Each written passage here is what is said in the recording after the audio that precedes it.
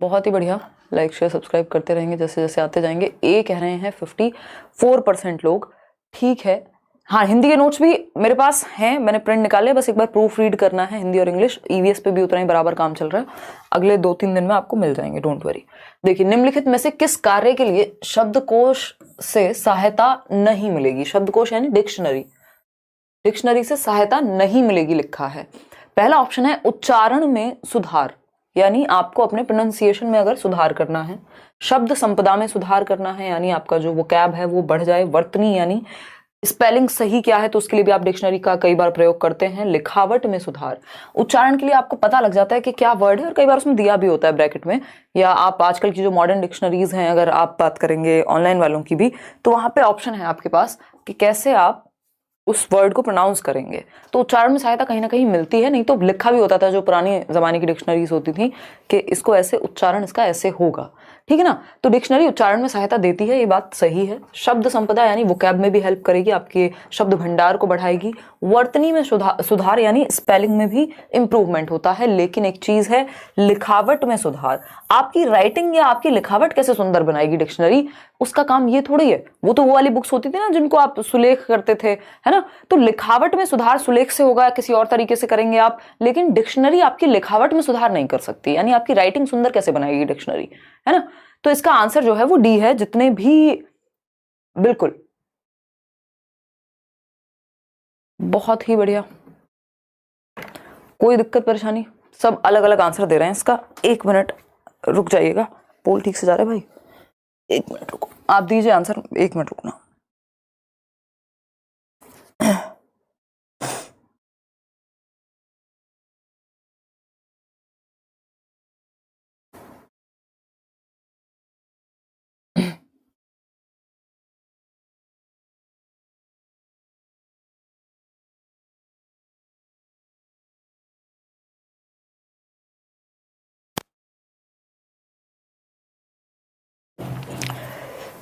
ठीक, आगे बढ़ेंगे। क्वेश्चन नंबर है 2, समग्र भौतिक प्रक्रिया विधि में डैश अवबोधन विषय का आधार है। समग्र भौतिक प्रक्रिया, ये इसको टीपीआर कहते हैं। इंग्लिश पेडागोजी में भी सेम टॉपिक्स ही हैं, सिलेबस आपका सेम ही है दोनों में। टीपीआर बोले तो टोटल फिजिकल रिस्पॉन्स, समग्र भौतिक प्रतिक्रिया यानी फिजिकल रिस्पॉन्स को भौतिक कह रहे हैं। इसमें क्या है, टीचर ने कहा कि इतनी बड़ा एक कुछ था, है ना, या फिर मछली जल की रानी है, यानी टीचर ने कहा जो मैं एक्टिविटी करूं उसी के पीछे आपको टोटल फिजिकल रिस्पॉन्स करना है, जो आपको कहा जा रहा है एग्जैक्ट वही चीजें आपको उस निर्देशन के हिसाब से फॉलो करनी है। बात तो सही लग रही है ना।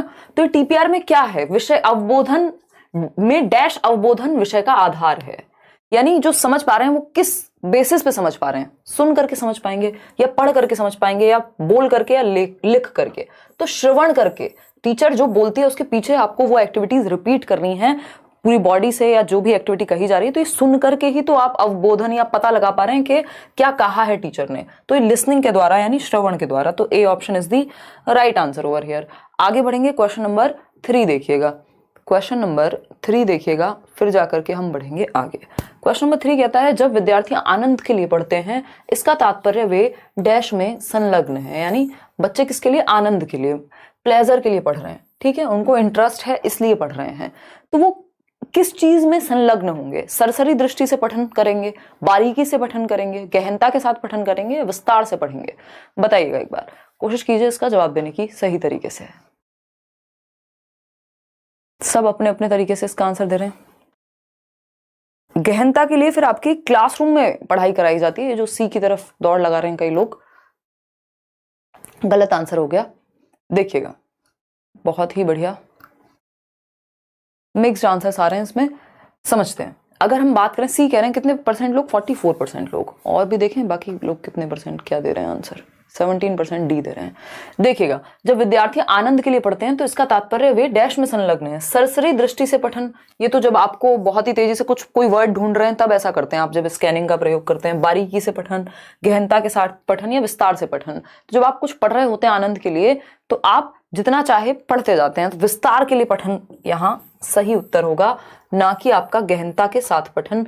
गहनता के साथ पठन जब आपको स्पेसिफिकली कुछ ऐसा करने के लिए कहा जा रहा है क्लास में कि आपको पर्टिकुलरली याद करना है आंसर या वो इन्फॉर्मेशन निकालनी है, उस तरफ ज्यादा चलेगा जो कक्षा में होगा। जब आप आनंद के लिए पढ़ रहे हैं तो आप विस्तार पे फोकस करते हैं। D option is the right answer. आगे बढ़ेंगे, क्वेश्चन नंबर 4 देखिएगा। क्वेश्चन नंबर 4 कहता है भाषा संकेत परिवर्तन और भाषा संकेत मिश्रण बहुधा डैश देखे जाते हैं। भाषा संकेत परिवर्तन और भाषा संकेत मिश्रण, यानी आप मिक्स कर देते हैं जो संकेत हैं उनको आपस में, जब अपनी सुविधा के अनुसार समझने के लिए भाषा को। किन लोगों में देखे जाएंगे? एकल भाषी लोगों में। तो यहाँ मिश्रण की संभावना ही नहीं है क्योंकि एक ही भाषा है। द्विभाषी में, पठन वैकल्य ग्रसित बच्चों में या गणन वैकल्य ग्रसित बच्चों में, तो गणना की तो यहाँ बात ही नहीं होगी। तो एक ही बात हमारे पास बचती है कि वो बच्चे जिनको 2 भाषाएं आती हैं, मान लीजिए मदर टंग हिंदी है, स्कूल में इंग्लिश बोली जाती है, तो कई बार संकेत परिवर्तन और भाषा संकेत मिश्रण कर देते हैं, दोनों चीजों को मिक्स कर देते हैं। जैसे आप लोग चैटिंग करते हैं, है ना, मैं चलना बंद करती हूँ, एक जगह खड़ी रहती हूँ। जैसे आप लोग चैटिंग करते हैं इंटरनेट पे ही, हिंदी और इंग्लिश सबका मिश्रण बना करके, तो B option is the right answer. आगे बढ़ेंगे क्वेश्चन नंबर 5 पर। क्वेश्चन नंबर 5 देखिएगा, ये क्या कहता है? भाषा की आधारभूत संरचनात्मक इकाई है, यानी बेसिक जो यूनिट है लैंग्वेज की। बताइएगा एक बार, बेसिक यूनिट ऑफ लैंग्वेज एक तरह से ये पूछा है हमसे। आधारभूत इकाई, साइंस पेडागोजी तो हम नहीं करेंगे, देखो बैच में होगी वो। फिर पैर को क्या हुआ यार रचना? कल उतरते हुए यहीं से मोच आ गई, बहुत ही गंदे तरीके से पैर ऐसे मुड़ गया, फिर बस मजे आ गए। उसके बाद तो सब कर लिया, गर्म पट्टी बांध ली, ये कर लिया, वो कर लिया, फिजियो को दिखा लिया। फिर उसके बाद अब समझ में आया कि हाँ आइस पैक का इस्तेमाल भरपूर हो रहा है और दवाई भी, तो अब आराम है, मतलब मैं खड़े हो पा रही हूँ। अदरवाइज आज दोपहर तक भी स्थिति अच्छी नहीं थी।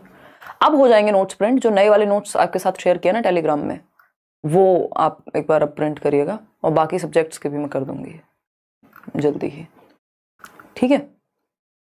प्रणाम इनविजिबल। चलिए, ए कह रहे हैं 46% लोग, यानी भाषा की आधारभूत संरचनात्मक इकाई स्वनिम है। इसको हम क्या कह देते हैं? फोनीम कह देते हैं, स्मॉलेस्ट इकाई है ये, ठीक है। आकृति, मॉर्फीम, लेखा क्षेत्र, भाषा विषयक नहीं, स्वनिम है।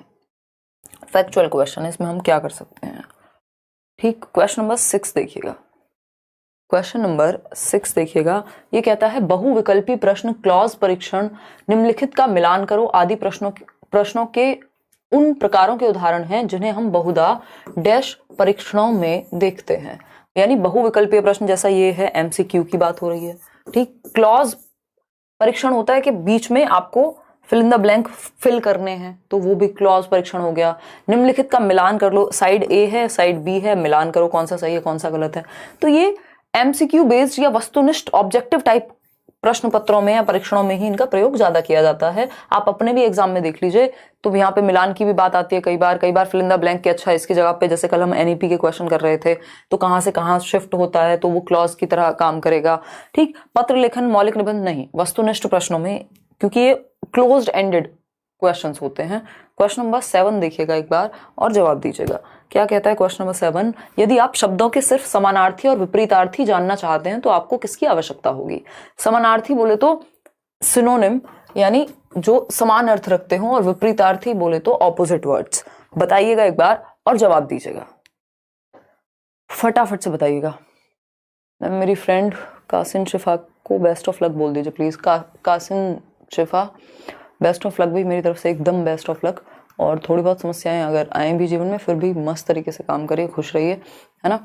All the best. जो कंसिस्टेंटली आप मेहनत करते हैं, वो कंसिस्टेंसी बेसिकली आपको हेल्प करती है लॉन्ग रन में। चलिए देखिएगा एक बार, ए ऑप्शन कह रहे हैं 47% लोग, यानी यदि आप शब्दों के सिर्फ समानार्थी और विपरीतार्थी जानना चाहते हैं, तो शब्दकोश में सिर्फ समानार्थी या विपरीतार्थी होते हैं क्या? और भी चीजें होती होंगी, है ना। संकलन शब्द समूहों का सूचीकोश या उच्चारण निर्देशिका, तो इसका जो आंसर है वो है शब्द समूहों का सूचीकोश। यानी आपने कुछ ग्रुप ऑफ वर्ड्स का एक सारणी ले ली है जिसमें एक तरफ लिखे हुए विपरीतार्थी, एक तरफ लिखे हुए समानार्थी, तो ये ज्यादा बेटर ऑप्शन हो गया जो शब्द कोश से भी, क्योंकि डिक्शनरी में भी कई बार नाउन फॉर्म है और भी एक्स्ट्रा चीजें होती हैं जो गिवन होती है, लेकिन यहाँ पे बात सिर्फ समानार्थी और विपरीतार्थी की हो रही थी, तो सी ऑप्शन ज्यादा सही है। आगे बढ़ेंगे क्वेश्चन नंबर 8 पर, देखिएगा इसको समझिएगा। क्या कहता है क्वेश्चन नंबर 8, वर्ग शब्द पहेलियों के भाषा खेल विद्यार्थियों को उनकी डैश सुधारने में मदद करते हैं। यानी वर्ग शब्द पहेलियों के भाषा खेल, यानी बच्चे क्या हैं, लैंग्वेज के गेम्स खेल रहे हैं, जिससे उनके क्या सुधारने में मदद मिलेगी। पहेलियां पूछी जा रही हैं उनसे एक तरह से, तो पठन, शब्द संपदा, लेखन या वाचन। देखिएगा एक बार और बताइए, फटाफट से बताइएगा। पहेलियों की बात हो रही है, तो खेल विद्यार्थियों की किस चीज को सुधारने में मदद करेंगे?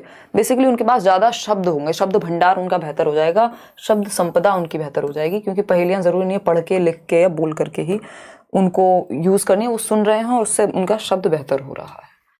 अगर पढ़ भी रहे हैं तब भी शब्द भंडार बेहतर होगा। क्वेश्चन नंबर 9 देखिएगा फटाफट से, ये क्या कहता है?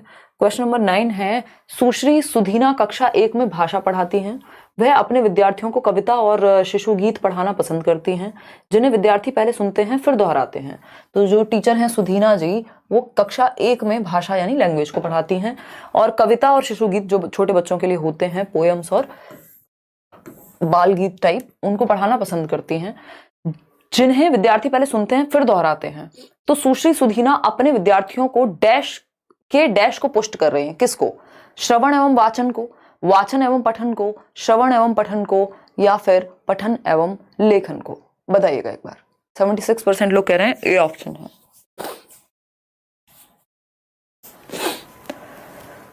इसमें आप लोग सही दे रहे हैं ज्यादातर लोग जवाब, बहुत ही बढ़िया। मैम आपका आवाज भारी है, ख्याल रखिए। हाँ, तबीयत यार आज सही नहीं, ऑफ कोर्स आवाज तो भारी लगेगी, मैं सिर्फ इस क्लास के लिए ही उठी हूँ, नहीं तो हिम्मत नहीं थी। देखिएगा, अगर हम बात करें 74% लोग कह रहे हैं श्रवण एवं वाचन, जो कि सही है। भाई जब आप किसकी बात हो रही है, कविता और शिशु गीत सुन रहे हैं, पढ़ाना पसंद करती हैं, जिन्हें पहले वो सुनते हैं मतलब श्रवण कौशल बेहतर होगा, फिर दोहराते हैं मतलब वाचन यानी बोलना कौशल बेहतर होगा, वाचन मतलब स्पीकिंग स्किल्स। तो ए ऑप्शन ही यहाँ पे नो डाउट सही है, क्योंकि पहले वो सुन रहे हैं, तो यहाँ पे वाचन बाद में नहीं आ सकता, पहले श्रवण कौशल बेहतर होगा, क्योंकि पहले सुन रहे हैं और फिर बोल रहे हैं या दोहरा रहे हैं। क्वेश्चन नंबर 10 देखिएगा एक बार। ये कहता है, जब कोई विद्यार्थी भाषा का प्रयोग अपनी भावनाओं, संवेगों और विचारों को अभिव्यक्त करने के लिए करता है या करती है, वह भाषा के डैश प्रकार का प्रयोग कर रही है। यानी जब आप एक विद्यार्थी है मान लीजिए, और आप लैंग्वेज को यूज कर रहे हैं अपने इमोशंस को, अपने भावना, अपनी फीलिंग्स को और अपने थॉट्स को एक्सप्रेस करने के लिए, तो ये किस तरह का फंक्शन है लैंग्वेज का, ये पूछा है। बहुत बड़ी आकांक्षा, कल तक हो जाएगी, ठीक है, तबीयत इतनी बड़ी कोई प्रॉब्लम नहीं है, चल जाएगा काम। कोई कह रहा है इतनी सी मोच में हिम्मत टूट गई आपकी, माही कह रही है यार ये इतनी सी नहीं, मेरे को लाइफ टाइम में शायद पहली बार ही, मतलब आज तक कभी ऐसा हुआ नहीं कि मोच आ गई हो या कुछ, तो ये मेरे लिए पहली बार ही था और सच में ही खतरनाक था। देखिएगा एक बार, अगर हम बात करें क्वेश्चन नंबर 10 की, जब कोई विद्यार्थी भाषा का प्रयोग अपनी भावनाओं, संवेगों और विचारों को अभिव्यक्त करने के लिए करता है, फटाफट से बताइए। तो डैश प्रकार का प्रयोग कर रही है, सी ऑप्शन 39% है। इतनी दूर से आपको बहुत पता लग रहा है इतनी सी है या कितनी सी है, देखो एक बार, सी ऑप्शन 39% लोग व्यंजक और अर्थपूर्ण प्रकार का, बिल्कुल, कि आप भाषा का प्रयोग किस लिए कर रहे हैं, अपनी बात को अभिव्यक्त करने के लिए, तो मीनिंगफुली आप लैंग्वेज को यूज कर पा रहे हैं, सिर्फ सूचनाओं का या निर्देश देने के लिए या विकास मूलक, ऐसा नहीं है। आप क्या कर रहे हैं, मीनिंगफुली लैंग्वेज का यूज कर रहे हैं, ठीक है। आगे बढ़े, क्वेश्चन नंबर 11 देखिएगा। श्री जगबीर की बात हो रही है, टीचर हैं श्री जगबीर। श्री जगबीर अपनी कक्षा 2 में श्रुतलेख के प्रयोग से अपने विद्यार्थियों की डैश क्षमता में सुधार कर रहे हैं। जगबीर क्या है, टीचर हैं, कक्षा 2 में है, ठीक। श्रुतलेख यानी जिसको हम इमला कहते हैं, डिक्टेशन कहते हैं, तो बच्चे सुन करके लिख रहे होंगे, श्रुतलेख में तो यही होता है ना, डिक्टेशन, ठीक। अब देखिएगा एक बार,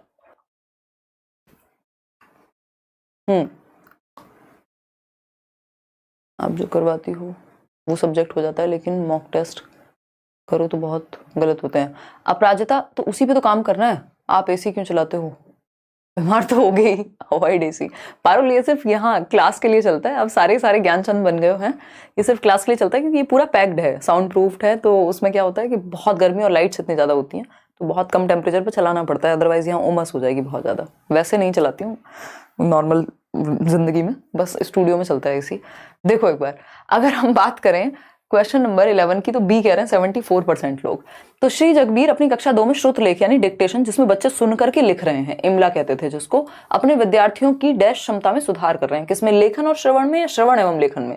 पहले विद्यार्थी सुनेंगे, जब श्रुत लेख का मतलब है सुन करके लिखना, तो पहले बोला कि एक चिड़िया थी, तो बच्चे ने पहले सुना और फिर लिखा, तो श्रवण और लेखन दोनों बेहतर हो रहे हैं। ऐसा नहीं कि पहले लिखा और, तो ये ए नहीं हो सकता, इसका आंसर बी सही होगा। पठन एवं लेखन पठन एवं लेखन से ज्यादा क्या है यहाँ? सुनना और लिखना, बी ऑप्शन। क्वेश्चन नंबर 12 देखिएगा और जवाब दीजिएगा। क्वेश्चन नंबर 12 क्या कहता है? पठन को प्रभावित करने वाली अधिगम विकलांगता है, यानी आपकी रीडिंग को प्रभावित करने वाली अधिगम विकलांगता या दिव्यांगता क्या है, ये पूछा है हमसे। फटाफट से बता दीजिए।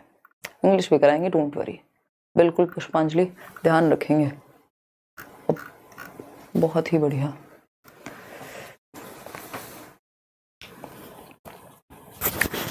शुक्र मनाओ कल तक ठीक हो जाए। डर है हेयर लाइन ना आ गया हो कहीं। देखो एक बार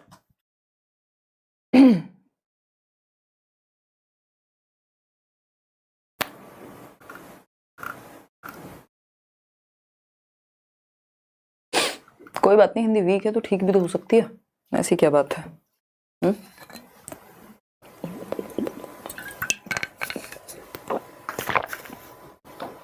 बी ऑप्शन 82% लोग कह रहे हैं। चलिए समझते हैं। पठन को प्रभावित करने वाली अधिगम विकलांगता पठन वैकल्य है या वैफल्य भी कह देते हैं, जिसको डिस्लेक्सिया कहते हैं। ये 1 नंबर में क्वेश्चन सीडीपी में भी मिलेगा, ये आपको हिंदी में भी मिलेगा, इंग्लिश में भी मिलेगा। तो डिस्लेक्सिया के आसपास 3-4 नंबर का काम आपका हो जाएगा। तो ये लेखन वैफल्य नहीं, लेखन वैफल्य डिस्ग्राफिया होता है, यानी जब लिखने में दिक्कत हो, यहाँ पढ़ने की दिक्कत है, तो पठन वैकल्य है। गणन वैकल्य कैलकुलेशन वाला डिस्कैलकुलिया हो जाएगा। आचरण जैसा हम कुछ पढ़ते नहीं है, तो B option is the right answer. आगे बढ़ेंगे, क्वेश्चन नंबर 13 देखिएगा। और 2 क्वेश्चंस हैं, आज की क्लास जल्दी खत्म करेंगे। सुश्री परवीन की कक्षा में बहुधा विद्यार्थियों से अपेक्षा की जाती है कि वे उनके पीछे पीछे दोहराएं। सुश्री परवीन डैश अनुसरण कर रही हैं, यानी टीचर हैं सुश्री परवीन और वो पढ़ाती हैं अपनी कक्षा में, और अपेक्षा की जाती है कि जो वो पढ़ा रही हैं बच्चे पीछे पीछे दोहराएं। तो वो किसका अनुसरण कर रही हैं? अपनी कक्षा में पुनरावृत्ति ड्रिल का, अपनी कक्षा में वार्तालाप ड्रिल का, पूरा करने की ड्रिल का, या कक्षा में विकल्प ड्रिल का? ना तो यहाँ विकल्प दिया जा रहा है, ना यहाँ कुछ पूरा करना है, ना बात करनी है आपस में, जो सुना है उसी को दोहराना है। इसका मतलब क्या हो गया? अपनी कक्षा में पुनरावृत्ति ड्रिल का। लैंग्वेज में कई बार ड्रिल का प्रयोग करने की जरूरत पड़ती है, तो सेम चीज रिपीट कर रहे हैं बच्चे ताकि उच्चारण बेहतर हो सके। आगे बढ़ेंगे, क्वेश्चन नंबर 14 देखिएगा।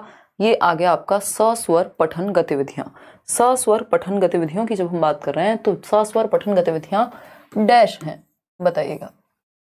पढ़ाना सीखना शुरू करने वाले पाठकों के लिए लाभदायक हैं, यानी जिनको पढ़ाना सिखा रहे हैं उनके लिए। पढ़ना सीखना शुरू करने वाले पाठकों के लिए अब लाभदायक नहीं है।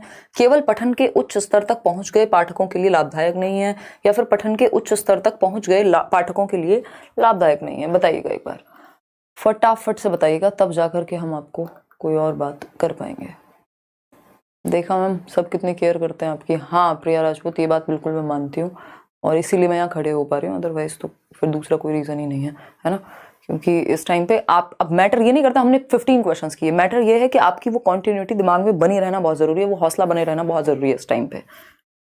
अदरवाइज नोट्स भी मिलेंगे, बड़े सेशंस भी होंगे, और लाइक शेयर तो आप करेंगे ही, जो कि आप भूल जा रहे हैं। 27,200 कुछ लोग हैं हम लोग, और 9,000 लोगों ने लाइक किया है। कहाँ हैं बाकी के 3 गुना लोग में से सिर्फ 1/3 ही कर पा रहे हैं। हाँ बताओ एक बार फटाफट से। धन्यवाद यार, ठीक है। ए कह रहे हैं 88% लोग। चलिए समझते हैं। सस्वर पठन, जिसको हम क्या कहते हैं? सस्वर मतलब लाउड रीडिंग, जब आप प्रॉपर सुर लय ताल के साथ पढ़ रहे हैं, है ना।